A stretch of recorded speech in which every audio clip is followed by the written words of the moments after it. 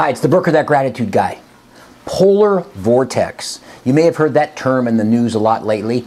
It's some way the weather has been shaping from the polar region that's made this round circular pattern down towards the United States and put the United States kind of in a deep freeze. If you look at the temperatures, unbelievable temperatures.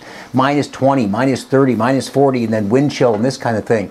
Well, when you talk about all the ice and snow and polar vortex and the freezing conditions, it made me think again about how many times we take for granted, and we should remember how grateful we should be for just being warm. There's so many people that are in the cold.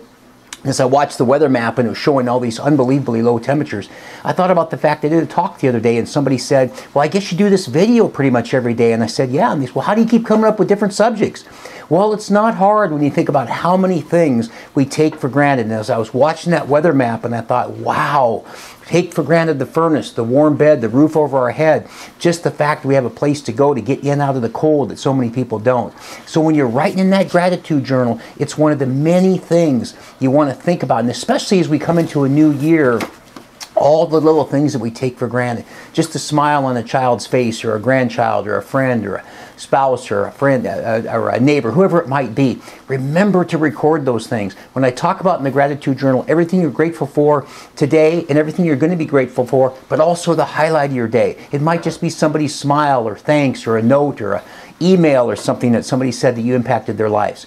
So when you're watching that weather pattern, you're seeing that polar vortex, use that as a reminder to think about how much maybe you take for granted and maybe take a moment to stop and think about how grateful for you are just for being warm, having a bed, a home, a place to stay, and to be out of the cold.